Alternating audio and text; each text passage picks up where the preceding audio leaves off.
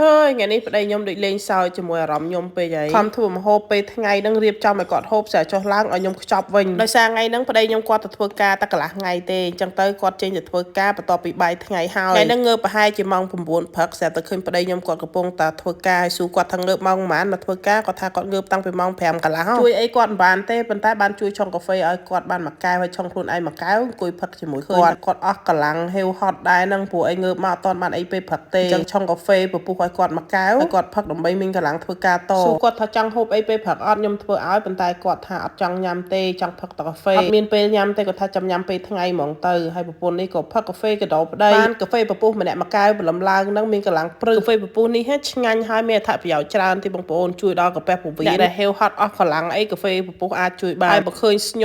យដូចប្តីខ្ញុំចេះដាក់កាហ្វេពពុះឲ្យគាត់តែមួយកែវហ្នឹងមានកម្លាំងព្រឹកធ្វើការងារបន្តអត់នៅរំខានប្តីទេឃើញប្តីធ្វើការអញ្ចឹងប្រពន្ធនេះទុកប្តីចោលនិយាយទុកប្តីចោលដូចទុកកូនចោល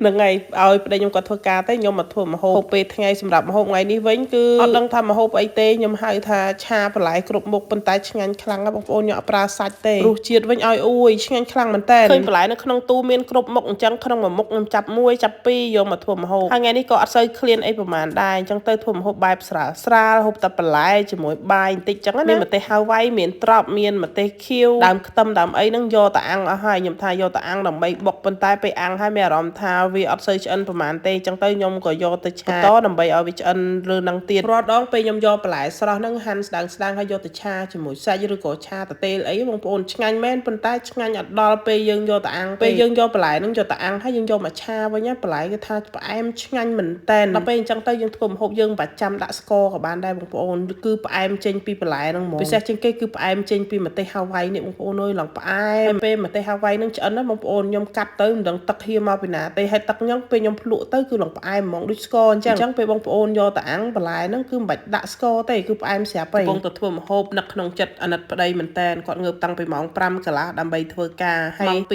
10កន្លះហ្នឹងគាត់ត្រូវទៅសាលាទៅបរិញ្ញាបត្រនៅសាលាទៀតអញ្ចឹងទៅគាត់ថាគាត់រវល់ខ្លាំងមែនតែនហ្មងបងប្អូនតាមពិតពេលឃើញប្តីខ្ញុំអញ្ចឹងទៅអាណិតគាត់ថាធ្វើម្ហូបដាក់សាច់ដាក់អីឲ្យឆ្ងាញ់ឲ្យគាត់អញ្ចឹងណាបងប្អូនចង់ធ្វើបែប steak បែបអីក៏ដាក់សាច់ច្រើនឲ្យគាត់ព្រោះអីប្តីខ្ញុំគាត់ចូលចិត្តសាច់ចឹងតែដោយសារខ្ញុំងើបម៉ោង9អញ្ចឹងទៅខ្ញុំបានយកសាច់ចេញពីទូកក់ទេក៏សម្រាប់ចិត្តថាងាកហ្នឹងចាំធ្វើអីឆ្ងាញ់មានសាច់មានអីឲ្យគាត់មានកម្រងថាធ្វើម្ហូបអឺរ៉ុបដើម្បី surprise គាត់អញ្ចឹងណាព្រោះតាំងពីខ្ញុំមកពីជប៉ុនហ្នឹងប្តីខ្ញុំអត់ដែរហូបម្ហូបអឺរ៉ុបទេហូបតែម្ហូបខ្មែរឬក៏ម្ហូបអាស៊ីជាមួយខ្ញុំរហូតដល់ពេលត្រូវកាត់គូប្តីហើយ